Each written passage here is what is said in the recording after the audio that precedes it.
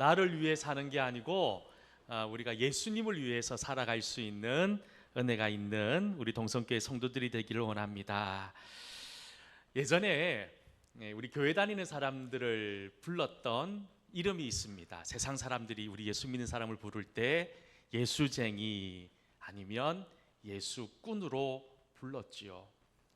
물론 좋은 의미보다는 부정적인 의미를 담고 있지만 예수쟁이, 예수꾼이라고 하는 그 의미가 여러분들 뭔지 아십니까? 예수로 먹고 사는 사람, 예수밖에 모르는 사람이라는 그런 뜻을 가지고 있더라는 거예요. 너무 좋지 않습니까? 세상 사람들이 우리를 보는데 야, 저 사람은 예수님 때문에 먹고 사는 사람이구나, 저 사람은 예수밖에 모르는 사람이구나, 세상으로부터 그런 소리를 정도 들을 수 있는 믿음의 모습이 우리에게 있어야 되지 않겠습니까? 지금 우리가 이 땅을 살아가는데 사람들로부터 오히려 손가락질 받을 때가 많습니다. 너희들은 왜 그렇게 사냐고 묻습니다.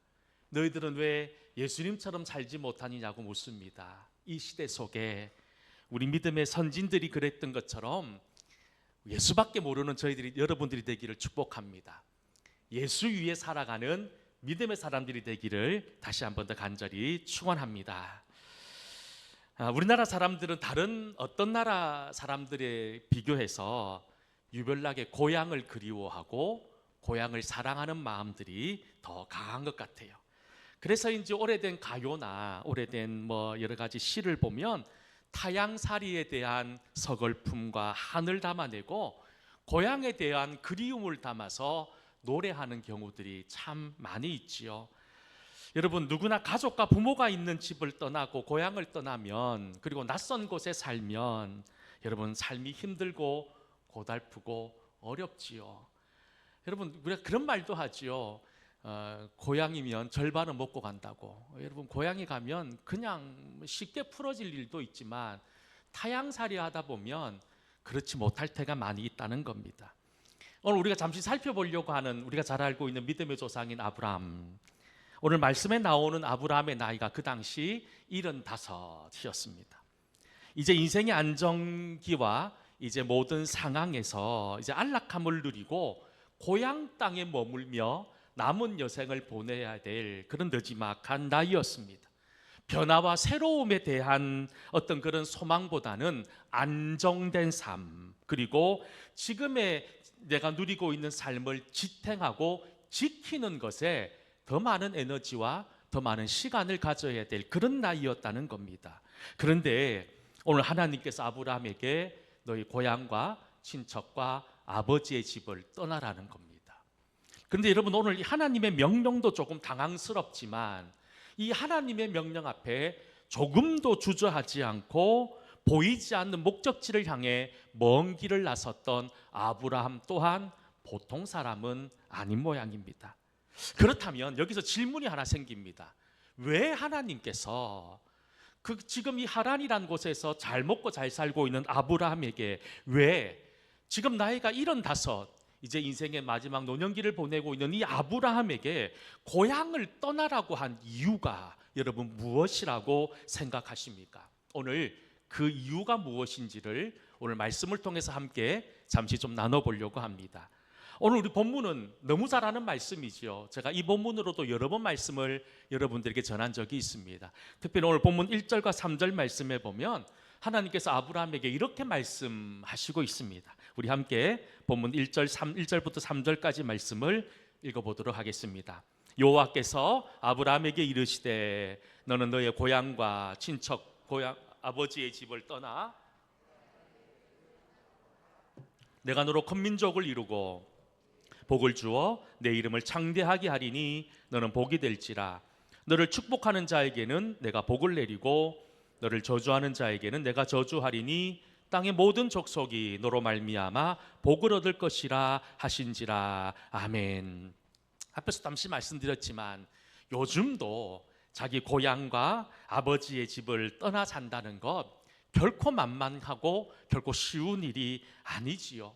우리 자녀들을 둔 부모들 다 아시잖아요. 자녀들이 예를 들어 학교나 또 직장을 따라서 먼 곳으로 가서 혼자 생활하는 자녀들의 모습을 보면 늘 마음이 아프잖아요. 그리고 여러분 한 번씩 그렇게 사는 아들 집에 한 번씩 가보면 너무 마음이 짠하고 마음이 내려올 때 눈물 바가지를 쏟으며 내려올 때가 많지 않습니까? 저도 저희 큰딸 이제 대학 2학년이지만 대학 1학년 이제 고등학교 졸업하고 대학 기숙사에 넣어놓고 나올 때 저희 딸도 울고 저희 집사람도 울고 저는 속으로 울었습니다. 그게 부모 마음이고 집 떠나는 사람들의 마음이 다 그런 마음이잖아요. 요즘도 그래요. 그런데 지금 이 말씀의 배경이 되고 있는 고대 사회에서 아버지의 집을 떠나고 고향을 떠난다는 말은 즉 다시 말해 생존의 문제가 걸려있는 이건 보통 문제가 아니더라는 겁니다. 하지만 아브라함은 이 생존의 문제를 제껴놓고 보이지 않는 미래를 위해서 보이는 현실의 모든 것들을 포기하고 길을 떠났던 순종의 사람이었다는 겁니다. 그리고 이런 순종의 삶을 살아가고 있는 아브라함에게 하나님께서 오늘 본문 1절과 3절에 아브라함 이꼴 복이라고 하는 공식을 만들어 주셨다는 거예요. 아브라함을 복의 자체, 아브라함 이름을 복으로 만들어 주시는 은혜를 이 순종의 어떤 믿음을 통해서 우리에게 보여주셨다는 겁니다. 특별히 아브라함의 순종을 통해서 그 이름을 창대케 해주겠다고 하는 약속을 부어주셨다는 겁니다. 그런데 여러분 한번 생각해 보십시다. 지금 아브라함 눈앞에 하나님의 약속이 손에 잡히는 것도 아니고 눈에 보이지도 않습니다. 하나님이 너를 복의 근원으로 만들어 주겠고 너의 이름을 창대하겠다고 하셨음에도 불구하고 지금 아브라함의 눈앞에는 이런 하나님의 약속은 그냥 안개처럼 언제 사라질 줄 모르는 그런 어떻게 보면 허상과도 같은 그런 것이었습니다. 이런 허상과 같은 하나님의 말씀 앞에서도 아브라함은 주저하지 않았다는 겁니다. 왜 그럴 수 있었을까요?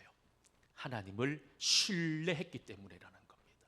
우리가 믿음이 있다고 하면서도 하루하루 살아가는데 늘 불안하고 걱정과 염려 가운데 살아가는 가장 큰 이유가 뭐냐? 하나님을 향한 신뢰의 마음이 사라져버렸기 때문인 거예요. 불안한 거예요. 하나님이 우리에게 수많은 약속을 주셨고 내가 너를 지명하여 불렀나니 너는 내 것이라고 말씀하셨음에도 그 말씀이 불안한 거예요. 믿기지 않는 거예요. 신뢰가 가지 않는 거예요. 그러니 우리는 세상에 눈을 돌릴 수밖에 없었다는 겁니다.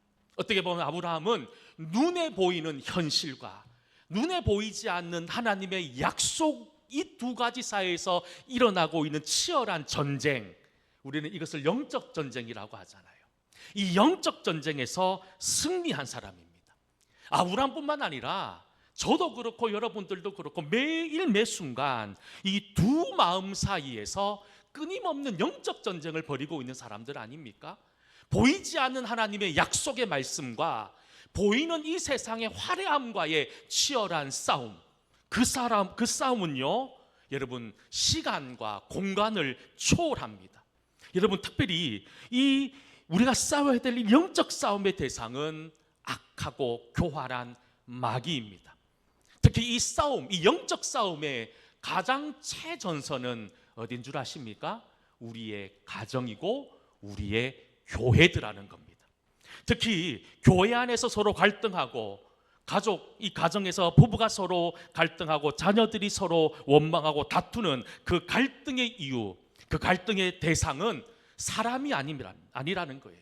이 싸움을 조장하는 마귀가 우리 싸움의 대상이라는 겁니다. 마귀는 끊임없이 우리의 생각을 공격합니다. 아브라함에게도 마찬가지였을 거예요. 끊임없이 화려한 하나님의 모습들을 보여주면서 하나님의 약속은 거짓말이라는 말을 끊임없이 아브라함에게 주입시켰을 거예요. 그런데 아브라함은 어떻습니까? 그 마귀의 소리에 귀를 닫습니다. 그리고 그 마귀의 생각이 아니라 하나님 말씀에 순종했다는 겁니다. 마귀는 지금 우리의 생각을 공격합니다. 그리고 우리를 서로 원망하게 만들고 불평하게 만들고 섭섭하게 만들고 마음을 상하게 만듭니다. 그래서 다투게 만듭니다. 충돌하게 만든다는 거예요. 그렇게 하는 것을 통해서 여러분, 우리가 서로 원수되게 만들고 이 세상의 것을 따라가게끔 만드는 것이 마귀의 장난이 일어나는 겁니다. 상담학을 전공한 어떤 목사님이 자기 교인 중에 어떤 부부가 목사님에게 찾아와서 이렇게 하소연하는 겁니다. 부부가 서로 사랑해서 결혼했고 아이도 2명이나 낳고 알콩달콩 잘 살고 있는데 어느 순간 서로가 서로에게 너무너무 보기도 싫고 너무너무 불신의 마음, 서로 미움의 마음들이 자꾸 생겨서 결국은 이혼할 마음까지 품게 되었다는 거예요. 그래서 이 상한 마음을 가지고 목사님에게 나왔다는 거예요. 그러니 목사님이 이 두 사람의 이야기를 한참 듣다가 들었던 생각이 뭐냐 하면, 가장 먼저 이 두 사람의 마음, 생각을 바꿔야겠다라고 그렇게 마음 먹고 이 두 사람에게 기도할 것을 부탁한 겁니다. 그리고 말씀을 읽기를 부탁한 겁니다. 그리고 상담을 받고 난 이후에 그 아내 되는 여자 집사님께서 목사님 하라는 대로 말씀도 읽고 기도하다가 어느 날 갑자기 새벽 기도 중간에 그 마음 속에 들어왔던 생각이 뭐냐 하면, 내가 지금 그토록 미워하고 지지로도 보기 싫은 저 원수 같은 남편, 저 남편을 구원하기 위해서 우리 예수님께서 십자가에 못 박혀 돌아가셨구나. 저 원수 같은 인간도 하나님이 사랑하시는구나라는 그 마음이 불현듯 들더라는 거예요. 그 마음은 누가 주는 마음이었습니까? 하나님이 주는 마음이었지요. 결국 그 전에 서로를 미워하게 만들고 서로를 원망하게 만드는 마음은 마귀가 주는 마음이었을 거예요. 그 마음이 빼앗겼을 때는 보기도 싫고 지금 당장이라도 이혼하고 싶은 마음이 들었지만, 그 마음에 하나님 마음이 들어오니 그 사람까지도 사랑할 수 있는 삶의 변화로 이어지게 되었다는 겁니다. 여러분, 그렇습니다. 우리도 지금 이 시간 함께 예배드리고 있음에도 불구하고 끊임없는 영적 전쟁, 영적 싸움을 치르고 있는 것 같아요. 그런데 여러분, 그 문제를, 이 싸움을 이겨낼 수 있는 것은 내 경험, 상식, 내 지식으로 이겨내는 것이 아니라 하나님의 말씀으로, 하나님의 기도로 이 싸움을 싸워야 한다는 거예요. 아브라함이 그랬습니다. 아브라함이 눈에 보이는 화려한 이 하란의 문화들, 그것을 뒤로하고 미지의 세계, 눈에 보이지 않는 하나님의 약속의 말씀을 붙들고 그 땅을 향해 나아갈 수 있었던 것은 정말로 하나님의 말씀을 의지하고 하나님의 뜻을 분별하는 믿음이 있었기 때문인 것이지요. 여러분, 이런 은혜가 우리 속에 있기를 다시 한 번 더 간절히 축원합니다. 마귀는 끊임없이 우리에게 하나님 말씀을 읽으라고 말합니다.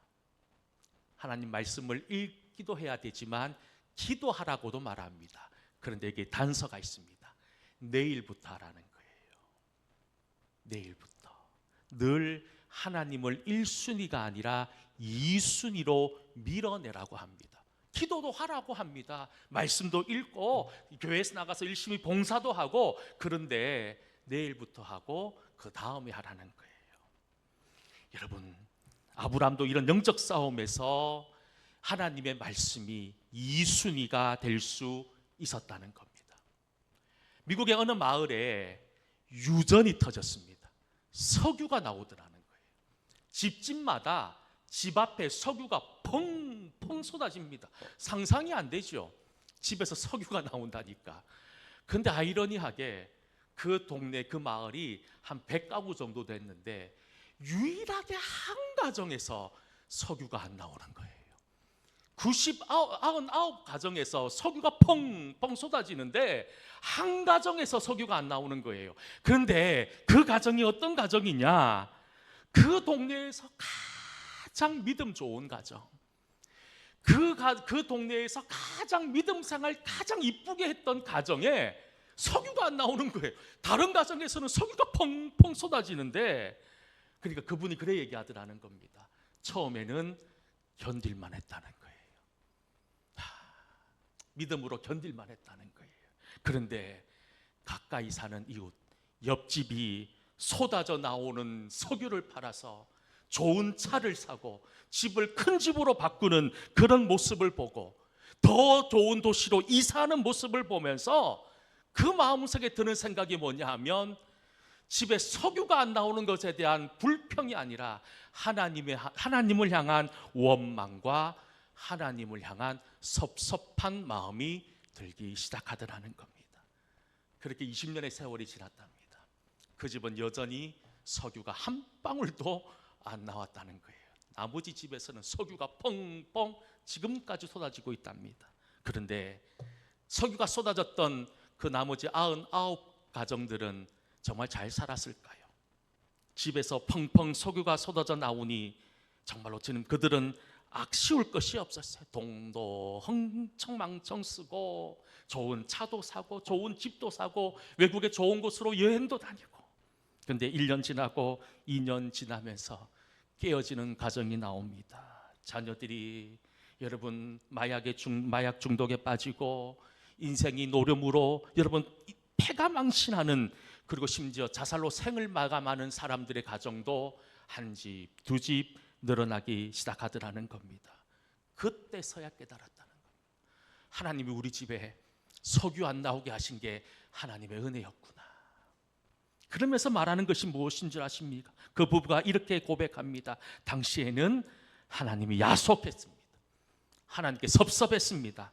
살기가 힘들었지만 세월이 흐르면서 알게 되었습니다. 우리 가정이 하나님의 은혜를 입은 가정이라는 것을 말입니다. 여러분, 그렇습니다. 우리의 보물이 무엇일까요? 우리가 목숨 걸고 쫓아가야 될 세상의 보물이 무엇입니까? 여러분, 아브라함은 이 세상에 정말 가치 있는 보물이 무엇인지를 알았던 사람이에요. 지금 아브라함이 살고 있는 이 하란이라는 곳이 어떤 곳입니까? 제가 예전에 한번 이 본문으로 말씀드릴 때 하란이 어떤 곳인지 말씀드렸던 기억나시는 분이 있으세요? 제가 친구랑 2명 하란에 가서 한 일주일 정도 머물렀습니다. 시장에 가서 먹을거리를 좀 사려고 시장에 나가니까 수박을 팔아요.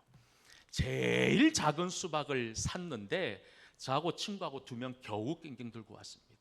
그걸 호텔에 들어가 보니까 냉장고가 있길래 수박을 8등분을 했거든요. 그래도 한 등분이 안 들어갈 만큼 수박이 엄청나게 커요. 저는 그때가 한 20년 정도 더 됐는데요. 그때 오이고추가 이런 고추였다는 걸 이제서야 압니다. 그 하란에 가니까 고추를 파는데 제 한 뼘보다 작은 고추가 없어요. 엄청나게 큰 고추를 파는 동네가 그런 동네예요. 한마디로 그곳에는요, 지금 제가 미국의 어떤 동네에 석유가 펑펑 쏟아지듯이 그 하란이라는 동네는 석유가 펑펑 쏟아지는 너무너무 살기 좋은 그런 곳이었어요. 누구든지 그곳에 들어오고 싶어하는 그런 곳이었다는 겁니다. 그런데 여러분, 아브라함은 그 유혹을 이겨냈다는 거예요. 오늘 보면 4절과 6절 4절부터 6절 말씀을 보면 이렇게 기록하고 있습니다. 같이 한번 4절부터 6절까지 말씀을 읽어보겠습니다. 이에 아브라함이 여호와의 말씀을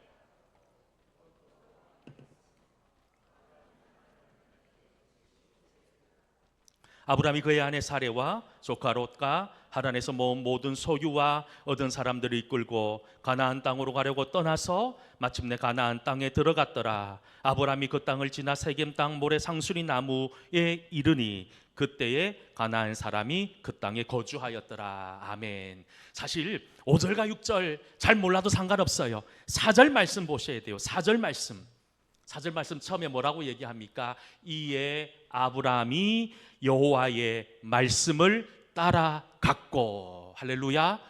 이게 복받는 비결이라는 거예요. 하란의 화려함을 쫓아 따라간 게 아니고 이 세상이 돈 되는 곳에 따라간 것이 아니라 하나님의 말씀을 따라갔다는 거예요. 이게 아브라함을 믿음의 사람으로 만들고 복의 사람으로 만든 가장 큰 이유 중에 하나라는 겁니다. 지금 여러분들은 어디를 따라가십니까?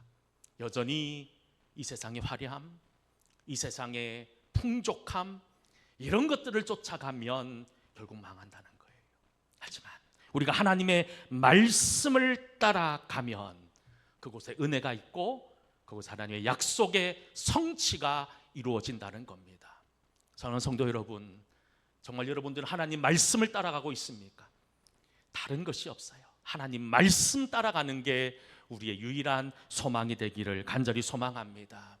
그렇게 아브라함이 하나님 말씀에 의지하여 정말 아무것도 보이지 않는 미지의 땅을 향해 투벅투벅 자기 혼자만 가면 그래도 갈 수 있는데, 오늘 본문 5절과 6절 말씀해 보세요. 자기 조카 그리고 모든 소유와 얻은 사람을 이끌고 수많은 가축들을 이끌고 먼 길을 떠나야 됐어요. 목적지가 어딘지도 모른 채 그 길을 떠나야만 했습니다. 그런데 오늘 말씀해 보면 그렇게 미지의 땅을 향해 순종의 여정을 떠난 아브라함에게 하나님 그제서야 나타나셨어요. 오늘 본문 7절부터 9절까지 말씀, 이제 먼 길을 떠난 아브라함에게 나타난 하나님의 말씀, 우리 7절부터 9절 말씀을 함께 읽어보겠습니다. 여호와께서 아브라함에게 나타나 이르시되 내가 이 땅을 내 자손에게 주리라 하신지라. 자기에게 나타나신 여호와께 그가 그곳에서 제단을 쌓고 거기서 베델 동쪽 산으로 옮겨 장막을 치니 서쪽은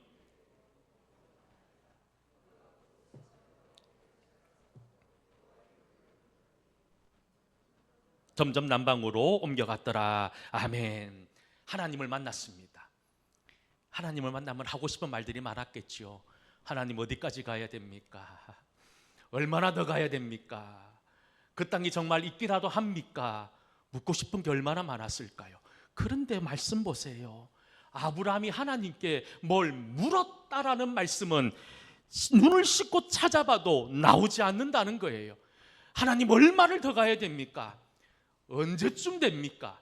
이런 질문이 아니라 오늘 말씀을 보면 여러분 7절 마지막에 여호와께 그가 그곳에서 제단을 쌓고, 뭘 쌓았다고요? 제단을 쌓았습니다. 뭐하러 쌓았을까요? 하나님께 예배드리기 위해, 하나님께 제사 드리기 위해 여러분 제단을 쌓고 그곳에서 하나님 앞에 하나님을 찬양하는 예배를 드렸다는 겁니다. 지금 상황이 어떤 상황이라고요? 여전히 정처 없는 떠돌이의 삶입니다. 목적지가 어딘지, 얼마나 더 가야 될지, 이 고생이 언제쯤 끝날 줄 모르는 그런 답답하고 어려운 상황 속에서도 그가 하나님을 만나는 순간 가장 먼저 한 것은 하나님 앞에 예배 드리는 것이었다는 겁니다. 양어장을 경영하는 분들의 말을 들어보면 고기들이 병들어 죽는 것보다 가장 많이 죽는 이유가 서로 먹이를 먹으려고 하다가 부딪혀 생긴 상처 때문에 죽는다는 거예요. 넓은 바다에 살면 부딪힐 염려가 없습니다. 반면에 좁은 곳에 살다 보니 먹으려고 하다가 서로 부딪히고 상처나고 그 상처가 골마서 병들고 죽는 거예요. 우리 교회는 어떤 교회입니까? 서울에 있는 수만 명, 수천 명 모이는 메가처치, 거대한 대형 교회가 아니지요. 거의 한 100에서 150명 정도 모이는 작고 아담한 교회입니다. 그야말로 작은 교회라는 거지요.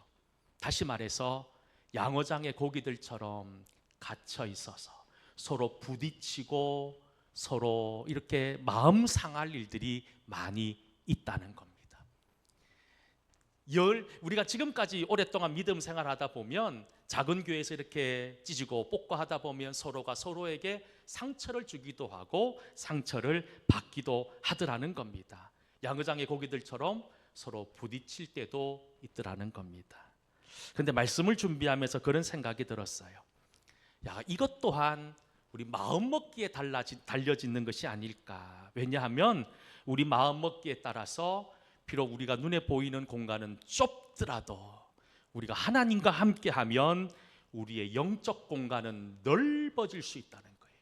내가 보고 있는 이 1차적인 내 눈에 들어오는 좁은 공간이 아니라 하나님의 눈으로 볼 수 있으면 비록 내 현실의 문제는 답답하고 좁고 갈등하고 어려운 문제들이 많지만 하나님의 마음과 하나님의 시선으로 보면 모든 것이 은혜이고 하나님의 섭리임을 깨달을 수 있다는 거예요. 교회란 어떤 곳입니까? 하나님을 예배하는 곳입니다. 하나님을 만나는 곳입니다. 그리고 여러분, 아브라함이 지금 이 고난의 현장에서, 이 미지의 현장에서 하나님께 예배 드린 것처럼 우리 또한 어떤 상황, 어떤 형편 속에 놓이더라도 예배의 자리에 있어야 되지 않겠습니까? 하나님을 높이는 자리에 있어야 되지 않겠냐는 겁니다. 수천 명에게 이렇게 물었답니다. 이제 1년밖에 살지 못한다면 당신은 무엇하고 살겠습니까? 여러분 한번 생각해 보십시오. 내가 이제 1년밖에 못 산다고 생각해 보십시오. 내가 이제 내년 이맘때면 이 세상 사람이 아니구나. 그럼 여러분 뭐 하시겠어요? 1년 동안 뭐 하고 싶으십니까? 설문조사를 했대요. 많은 사람들이 답했답니다. 첫째는 더 많은 도움을 주고 살고 싶습니다. 두 번째, 더 많이 사랑하겠습니다. 1번과 2번이 그렇게 큰 차이가 없었대요. 더 사랑하며 더 도와주며 사는, 누군가를 배려하며 사는 마지막 1년이 되겠습니다. 물론 좋은 곳에 여행 가고 싶습니다. 뭐 비싼 차도 사고 싶습니다. 뭐 이런 답한 사람들도 소수였지만 거의 대부분의 사람들이 타인을 위한 삶을 살겠다고, 가족을 위해 살겠습니다. 더 용서하며 더 사랑하며 살겠습니다라고 고백했다는 거예요. 1년 살 수 있을 때. 근데 여러분, 우리 성도는요, 하루살이잖아요. 하루살이. 내일 우리 인생이 어떻게 될지 모르잖아요. 여러분, 내일 일어날 일에 대해서 여러분 자신 있게 말할 수 있는 분이 있으십니까? 아무도 없잖아요. 내일 일을 우리가 몰라요. 우리는 하루살이 인생입니다. 그렇다면 우리가 살아가야 될 삶의 방향, 삶의 모습은 정해졌잖아요. 누구를 위해 살아야 됩니까?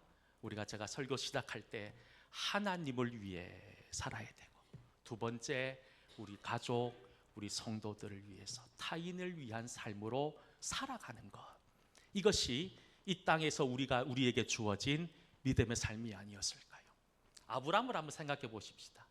자기 따라 정처 없이 길 나온 가족들, 어린 자식들을 바라보면서 그 아버지로서의 마음이 어땠을 것 같아요? 내 몸 하나 망가지더라도 이 사람들 좀 평안했으면 좋겠고, 좀 행복했으면 좋겠다는 것이 아브라함의 마음 아니었을까요? 하나님이 그 마음을 보셨던 거예요. 아브라함은 자기만 복 받으려고 길 나온 게 아니에요. 온 가족이 함께 하나님의 복의 주인공이 되기 위해 그 먼 길을 함께 나왔던 것처럼, 여러분, 우리는 함께 주의 나라를 위해 살아가는 사람들이잖아요. 그러니 여러분, 우리 속에 더 이상 갈등하고 원망하고 그렇게 불평하는 그런 모습이 아니라, 우리가 함께 모이면 함께 기도하고 찬송하고 서로 격려해주고 위로해주고 세워질 수 있는 공동체가 될 수 있다면 동성교회 나오는 게 복인 거예요. 이쯤 되면 아멘 한번 하시고 하셔야 되는. 저는 여러분들이 수많은 교회 속에서도 우리 동성교회에 나오는 것이 가장 큰 복임을 잊지 않기를 소망합니다. 그러기 위해서는 우리가 함께 만들어 가야 되잖아요. 그렇죠? 함께 우리가 좋은 교회로 함께 만들어 나가는 그런 은혜가 있기를 주의 이름으로 간절히 축원합니다. 우리 찬양 하나 드렸으면 좋겠습니다. 아침 안개에 눈앞 가리듯. 잘 모르시는 분도 있을 것 같은데 그렇게 어렵지 않은 찬양이거든요. 같이 한번 드렸으면 좋겠습니다.